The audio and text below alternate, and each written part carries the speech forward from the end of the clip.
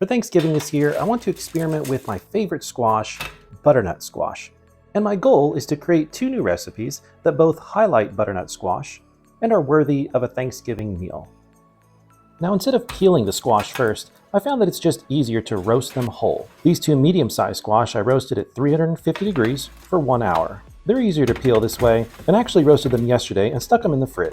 Because when you're cooking a Thanksgiving meal, anything you can get done the day before saves time and oven space. So these squash are roasted and they chilled overnight. I'm just going to show you a quick way to test for their doneness is just take a skewer or a toothpick or something and just pierce the squash to see if it can go all the way through without resistance. Now first I need to prep the squash a little bit, and it's cold so it's easy to handle. First I cut off the bottom. This is the part with the seeds, and this part I call the trunk. I have no idea what it's actually called. It's like the top of the squash. Trim off the very top, and now watch how easy it is just to trim the skin off. Just slide your knife down the side here, trim off that skin, and of course you want to preserve as much of the squash as you can. Well, this is what I'm looking for right here. Okay, so these 2 are for recipe number 1, and these bottom pieces are for recipe number 2. Set those aside, and we'll start off with the trunks. Now these I'm going to cut into 1-inch wedges or medallions. And you could just leave them in this rough looking shape, which is totally fine. But what I'm going to do is grab a little ring mold like this. And you could just use a cup if you want to. But this right here, I'm going to use kind of like a cookie cutter. I'm just going to press it down over the squash here to create this perfect round shape here, like a medallion or a fillet. That's what I'm going for. And these scraps I'm just going to throw into a bowl. All right, so again, I'm just going to press it down to create these little fillets. Again, this is not necessary. It's just to make them look pretty. And you can get these ring molds on Amazon for like $4. And they come in different sizes, which is real helpful. Scraps into the bowl. Now I'm going to take these little fillets over to the stove. And into a hot pan here, I'm going to put a little bit of oil and a touch of butter. And then in go the fillets. And make sure they can freely slide around. And I'm going to sear these on both sides as if they were a steak. And one little trick I'm going to use for this is to gently lift it up and reposition it slightly just to make sure that there's fat on the underside. And I just use a medium heat for this. You don't need a high heat as if you were cooking a steak. Now while those are searing, I'm going to preheat my oven to 425 degrees. Now these will cook for a few minutes. You just want to get a really nice sear on there. And then you'll flip them over.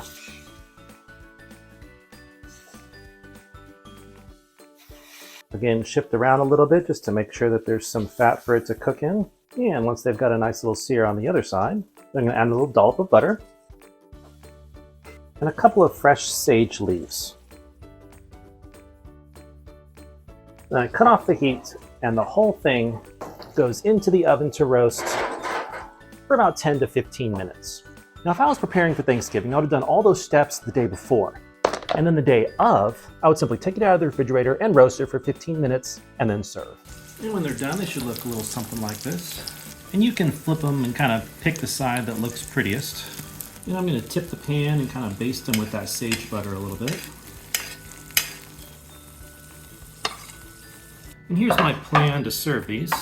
I just place the medallions on a plate with the little fried sage leaf on top. And then my plan is also to serve these up with a little drizzle of turkey gravy. Since it's Thanksgiving, I'm assuming we'll have turkey gravy available, so I think that's a safe bet.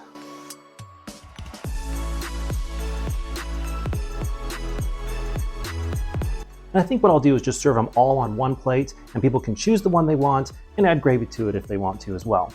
But let's give this a little try here.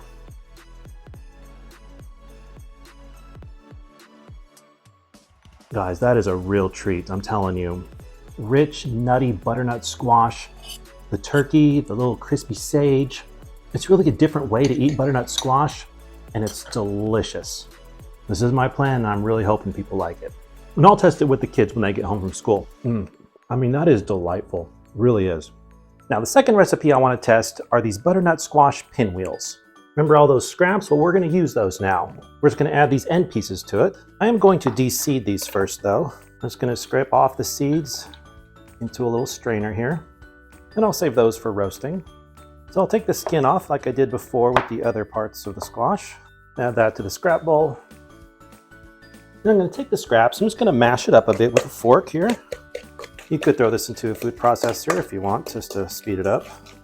But once I have a nice mash here, then I'm going to add about a tablespoon, maybe a tablespoon and a half of Greek yogurt, a pinch of salt, just a drizzle of maple syrup, and about 3 to 4 fresh sage leaves, just diced up real fine. I'll give that a quick mix. Okay, and then that is going to be the filling. Now for the pinwheels, I'm going to grab some pastry dough. And if you want to make your own pastry dough, of course you can. By all means, do so. Otherwise, just get it from the store because it's a lot easier that way. I personally just make my own because I'm a little picky when it comes to ingredients is all. So pastry dough, flour the surface. And I'm going to roll this out. Reflour every once in a while just so it doesn't stick. And the goal is just to get it to form into a bit of a rectangle shape, I guess. I'm no expert here, I'm just a home cook with big ideas, and I just keep practicing. Now once I've got it rolled out, I'm going to grab my squash filling here, and I'm going to spread a thin layer of the squash over the whole thing. I want to make sure I get it all the way to the edge here. I want an even spread over the whole thing. And I pick up these edges here, gently fold it over, and then begin to roll it up. I just gently roll the whole thing up, trying to keep it as evenly as possible. Again, no expert here. Okay, it's not perfect, but it's good enough for me. Okay, now a sharp knife or a bench scraper, whatever you got, and it's time to gently cut this.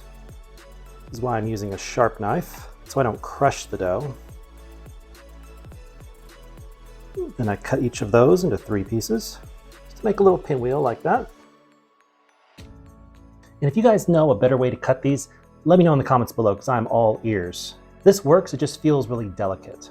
But if there's a time when I don't mind putting extra effort into cooking, it's definitely Thanksgiving. See, these aren't perfect, but I'm okay with that, and I think it'll get the job done. Just gotta pop this into the oven at 400 degrees for 40 minutes.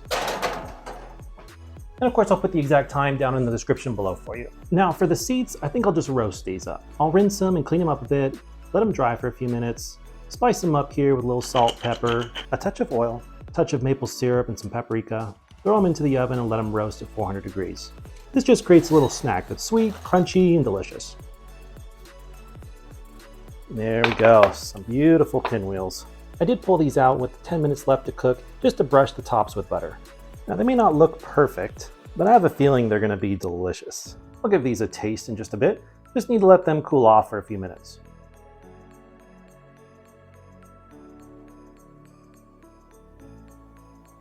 I mean, homemade pastry dough is already delicious on its own, but that butternut squash really does stand out. It's good flavor, good texture. I love the sage that's in there, a hint of maple. It really is good. That's it for the butternut squash testing for now. This Thanksgiving, cook something new and delicious for family and friends you're grateful for. Here you go, guys. I like how it's crispy on the outside and soft on the inside. In my opinion, on a scale of 1 to 10, I would rate it 4. And here's the pinwheels, guys.